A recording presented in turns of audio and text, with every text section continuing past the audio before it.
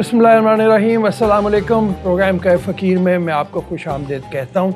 हमारे साथ मौजूद हैं हमेशा की तरह सैयद सरफराज अहमद शाह साहब, मारूफ रूहानी स्कॉलर हैं, और आपसे हर प्रोग्राम में हम जिक्र करते हैं सवालात का। सवाल हमें ज़रूर भिजवाइए। आज के सवाल में सबसे पहली चीज़ जो हम देखते हैं वो ये है कि बाहर के ममालिक में एक फिर क्लैश की सी सूरत हाल चली हुई है, जो क्लैश ऑफ सिविलाइजेशन कभी हटिंगटन ने अपनी किताब में ज़िक्र किया था, उस तरह की सूरत हाल है।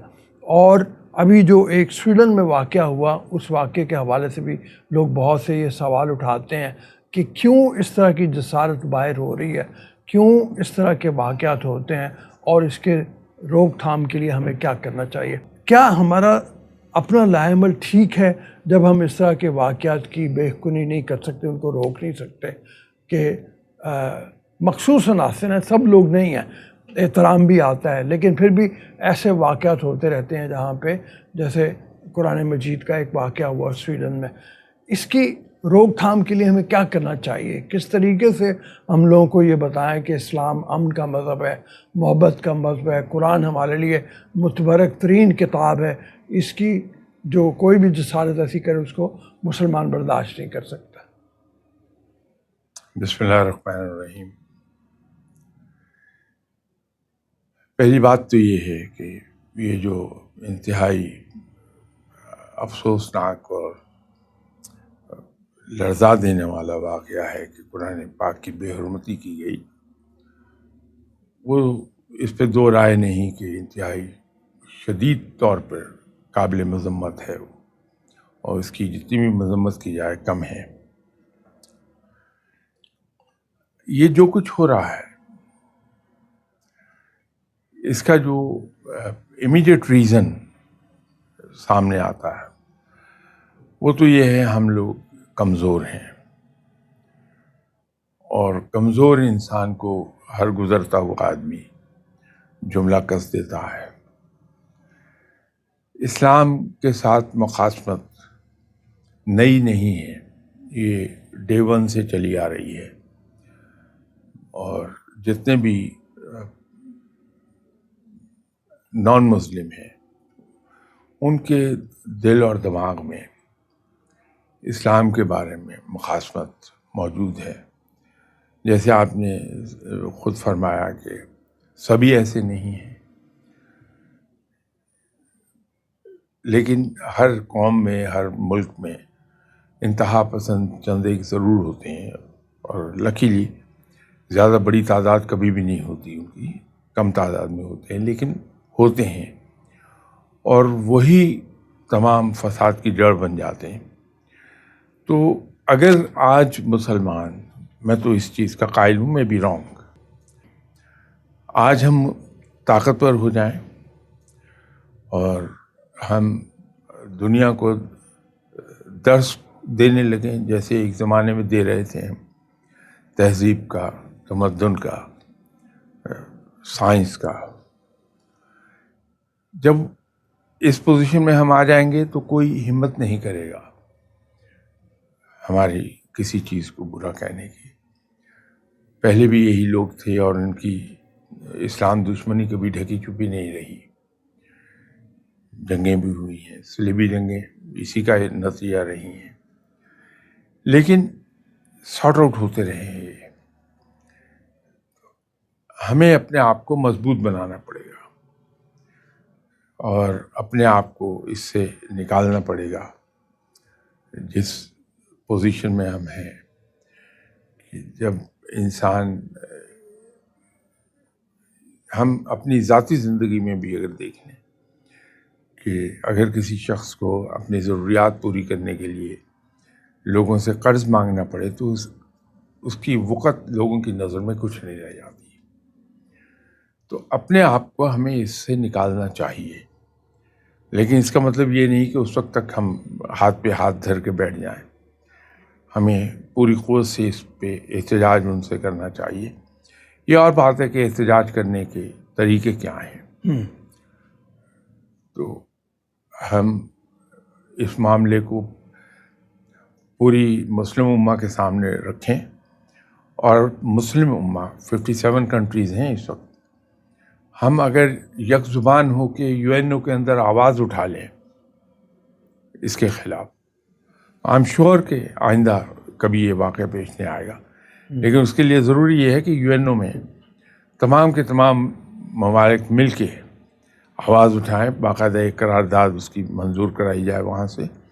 57 کی تعداد UNO میں کم نہیں ہے، اور بہت سے ایسے ممالک بھی ہمارے ساتھ شامل ہو جائیں گے جو اس معاملے میں ہمارے ہی ہم خیال نکلیں گے.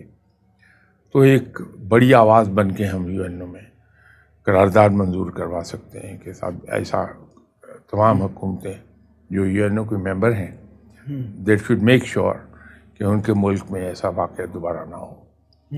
تو احتجاج کا طریقہ ہمیں ڈھونڈنا پڑے گا کہ زیادہ مؤثر طریقہ کیا ہے.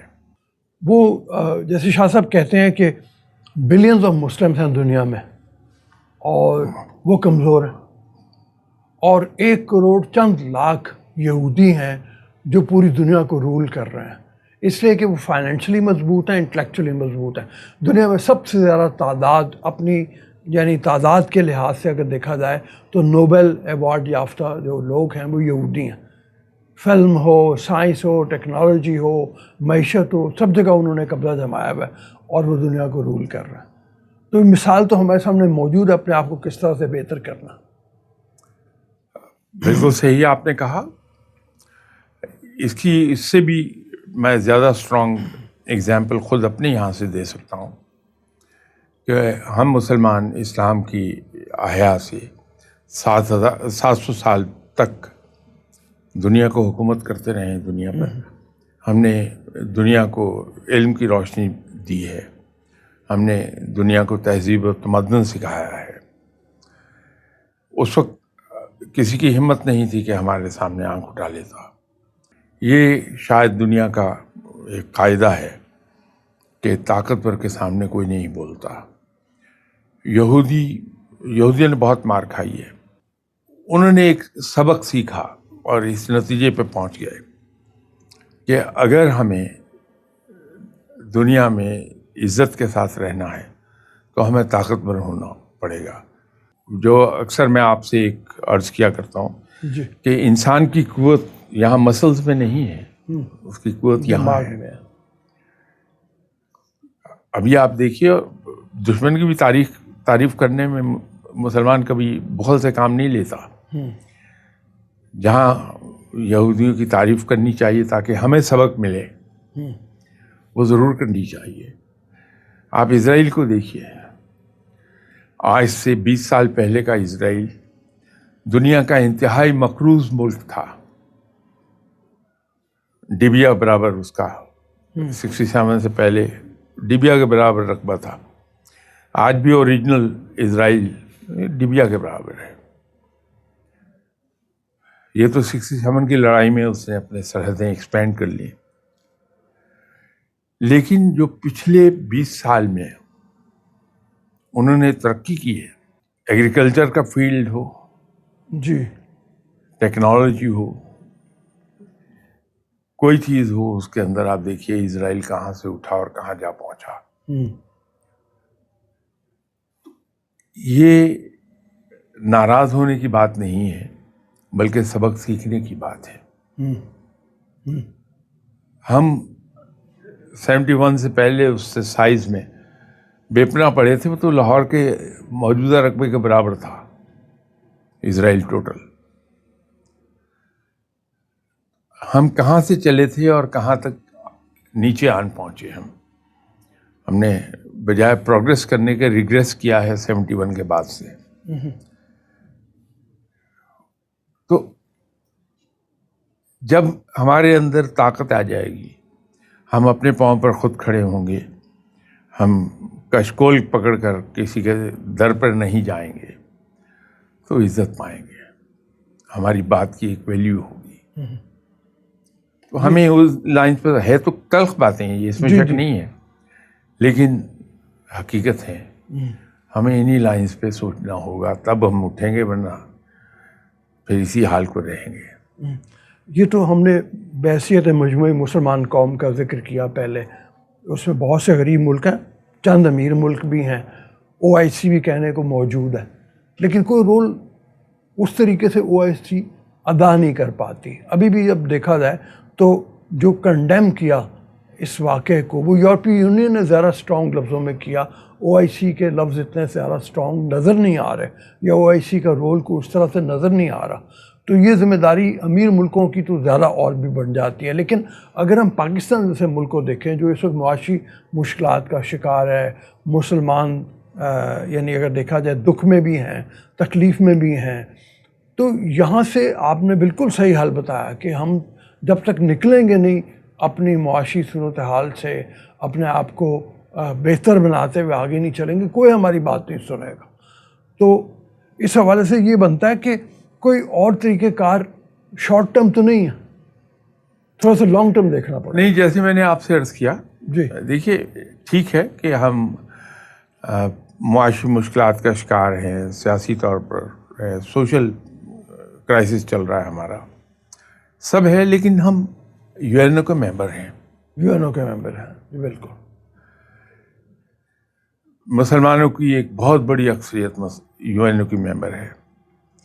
ہم یہ کیوں نہیں کر سکتے کہ ہم مسلمان ملک اکٹھے ہو جائیں 57, اور اکٹھے ہو کے, اور لائک مائنڈڈ لوگ جو دنیا میں دوسرے نان مسلم کنٹریز ہیں وہ بھی 5-10 نکل آئیں گے جو ہماری آواز کے ساتھ آواز ملا لیں. ہم مل کے UNO کے ساتھ کیوں نہیں امیڈیٹلی یہ آواز اٹھا سکتے, اس کے ہم اجلاس کو ریکویزیشن اس کی ڈال دیں, اجلاس بلا لیا جائے, اس میں ہم آواز اٹھائیں اور قرارداد پاس کروا لیں وہاں سے کہ آئندہ اس قسم کے معاملات at least UNO member countries میں نہیں ہوں گے. لیکن اس کے لیے ضروری یہ ہے کہ ہم متحد ہو کے آگے چل پڑیں. انڈیویجولی اپنے اپنے ملک میں ہم کرتے رہیں گے, ایک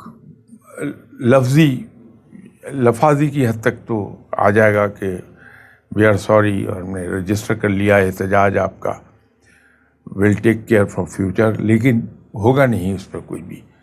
اس کا یہی ایک طریقہ ہے کہ ہم نے اگر اپنے آپ کو ایک ایفیکٹو آواز بنانا ہے اپنی تمام تر کمزوریوں کے باوجود, تو ہم 57 کے 57 کنٹریز ایٹ لیسٹ قرآن جیسی متبرک کتاب کے لیے تو اکٹھے ہو جائیں اور اس پر مل کر ہم ایک آواز اٹھا لیں. اچھا, ایک سوال ہمارے پاس ہے. یہ صاحب باہر رہ رہے ہیں اور یہ کہہ رہے ہیں کہ یعنی جب ہم اس طرح کے واقعات دیکھتے ہیں تو ہمارے لیے بڑی مشکل پڑ جاتی ہے جو یہاں پہ رہتے ہیں, تو ہمیں کیا کرنا چاہیے؟ کیا چھوڑ کے وطن واپس آ جائیں پاکستان, وہاں کے حالات دیکھتے ہیں تو اور ذرا مشکل ہیں, ہمیں کیا کرنا چاہیے؟ نہیں, وہاں رہ کے یہ زیادہ افیکٹو ہو سکتے ہیں. جیسے مجھے UK کا تو معلوم ہے جی کہ اگر 10 لاکھ دستخطوں کے ساتھ آپ ایک قرارداد یا ایک ریکویسٹ پارلیمنٹ میں بھیج دیں تو پارلیمنٹ کا اجلاس کال کر لیا جاتا ہے اس پرابلم کو کنسیڈر کرنے کے لیے. تو میری معلومات کی حد تک اس وقت UK کے اندر تقریباً 30 لاکھ پاکستانی مسلمان ہیں. ٹھیک ہے. انڈین مسلمس اس کے علاوہ ہیں, ایجپٹ کے لوگ ہیں, بہت ماریشس کا بہت بڑی تعداد ہے. تو اگر یہ اور کچھ نہیں تو 10 لاکھ لوگ دستخط کر دیں اس پہ, تو پارلیمنٹ کا اجلاس بلا لیا جائے گا اور اس پر یہ کنسیڈر ہوگی, اور وہاں کے MPs بڑے ایفیکٹو لوگ ہیں. تو یہ لوگ جو کم از کم میں UK جہاں اچھی طرح جس سسٹم کو جانتا ہوں میں وہ بات کر رہا ہوں, اپنے اپنے علاقے کے MPs پہ پریشر ڈالیں تو ریزولوشن وہاں پاس ہو جائے گا. جی شاہ صاحب, ہمیں یہاں بریک لینی ہے, چھوٹی سی بریک کے لیے اجازت دیجیے, بریک کے بعد واپس آتے ہیں. جی ویلکم بیک ٹو دا شو. شاہ صاحب, آپ نے جہاں سے بات چھیڑی تھی وہیں سے شروع کرتا ہوں. یہ بھی ایک سوال باہر کا ہی ہے, اور وہ یہ ہے کہ ہم باہر رہ رہے ہیں, بچے بڑے ہو رہے ہیں, بچوں کی تربیت میں خرابی آ رہی ہے, اس میں کیا کرنا چاہیے؟ آپ سمندر میں رہ کے احتیاط کر لیں, ڈوبیں گے نہیں, لیکن کپڑے تو بہرحال گیلے ہوں گے. میں کافی لوگوں کو جانتا ہوں یو کے فیملیز جو وہاں رہتی ہیں، انہوں نے ایک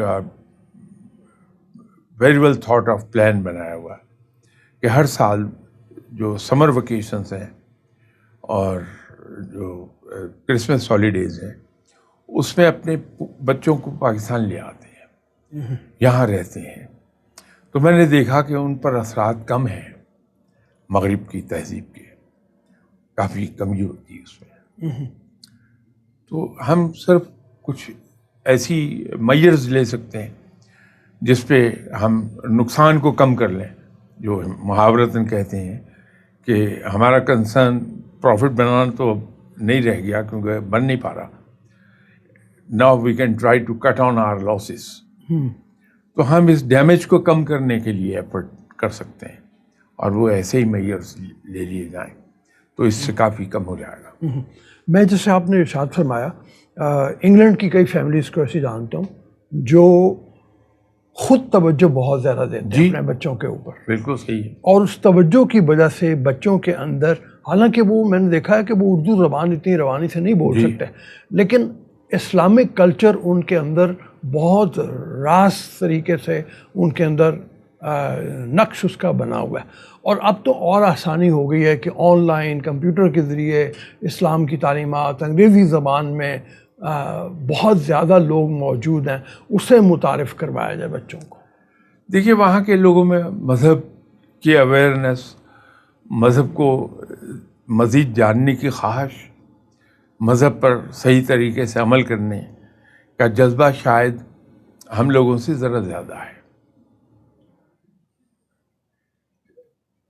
میں جس اینگل سے بات کر رہا ہوں اور جس اینگل سے یہ جنہوں نے سوال آپ سے پوچھا وہ تمدن کا ہے.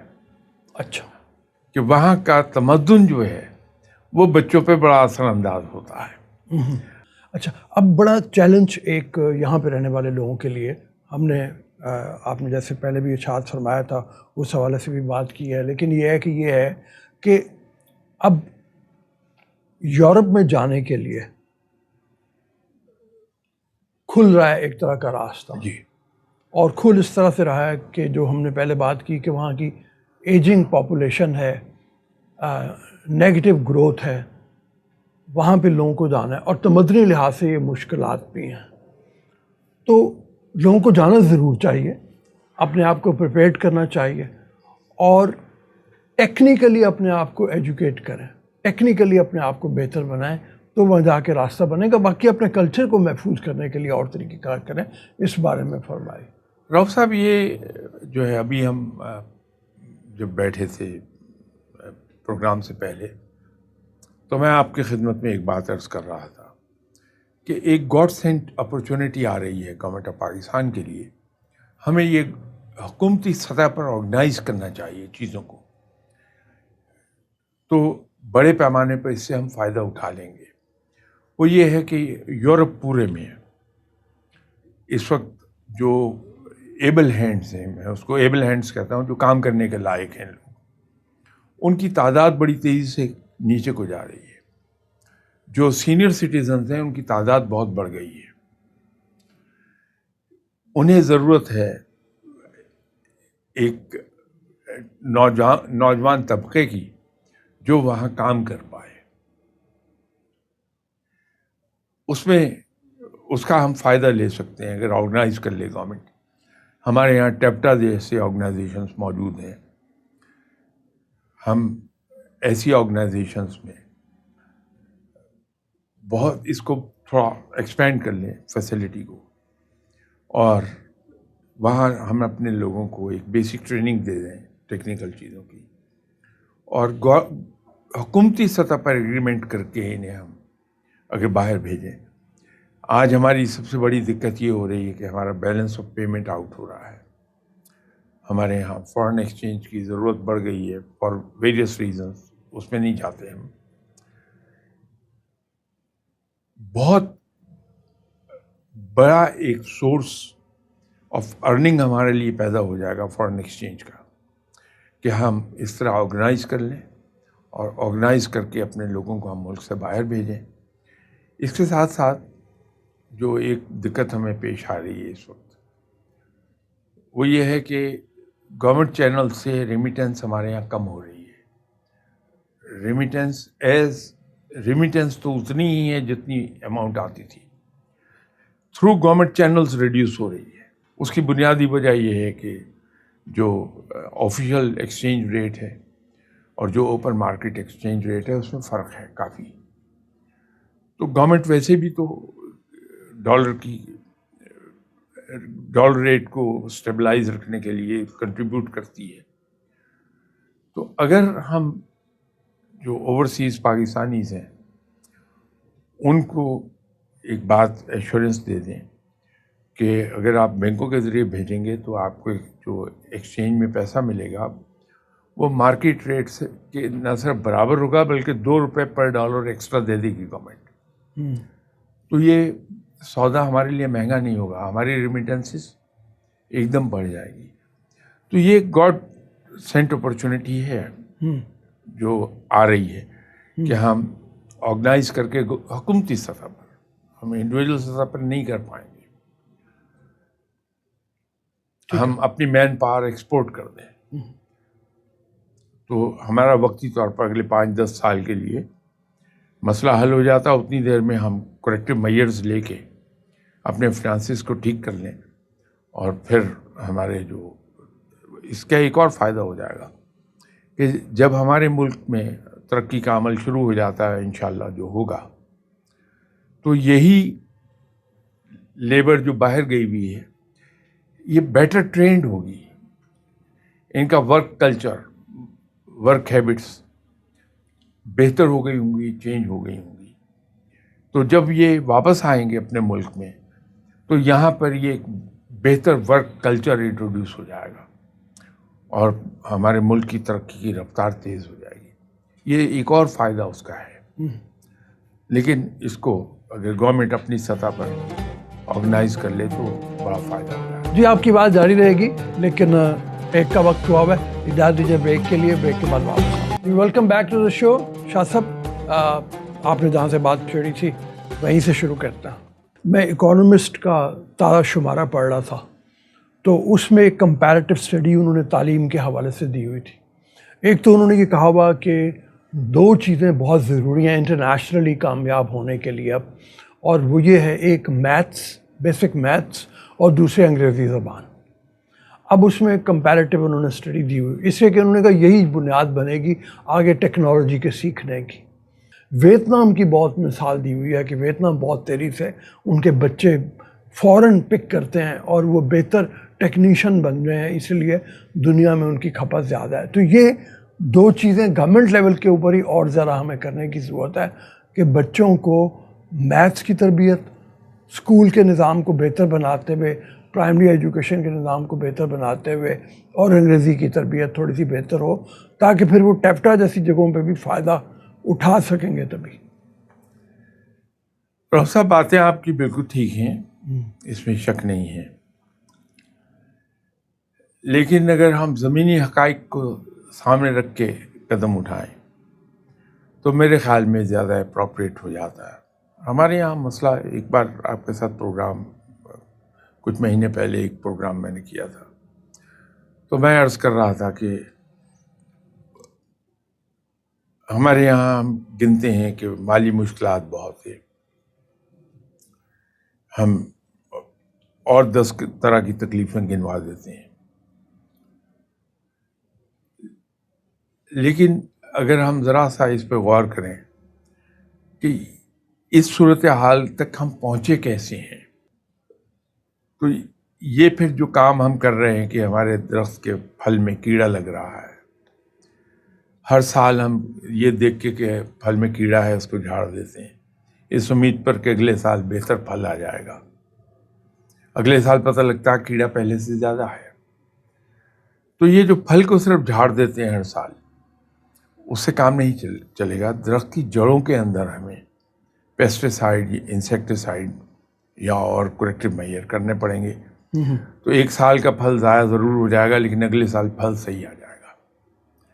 تو ملکی معاملات میں بھی ہم اگر جڑ کو پکڑ کے اس کو ٹھیک کر لیں تو شاخیں خود بخود ٹھیک ہو جاتی ہیں. ہمارے یہاں جو پرابلم شروع ہوئی ہے وہ آج کی نہیں ہے، یہ آج سے 40 سال 45 سال پیچھے جانا پڑے گا. ہم نے اس پر کبھی توجہ نہیں دی کہ ہم ایک قوم بن جائیں، بلکہ دن بدن چیزیں خراب ہوتی ہوتی اب ہم قوم کی بجائے، میں اس لفظ کو استعمال کرنے کے لیے معافی چاہتا ہوں، ہجوم بن گئے ہیں. کچھ توجہ دی جانی چاہیے کہ ہم ایک قوم بن جائیں. دوسری بات یہ ہے کہ ہم نے کبھی مستقبل میں نہیں جھانکا. ہم فائر فائٹنگ میں لگے رہے ہیں کہ جو آج کا مسئلہ اس کو ہم حل کر لیں. تو یہ جو فائر فائٹنگ ہم کرتے ہیں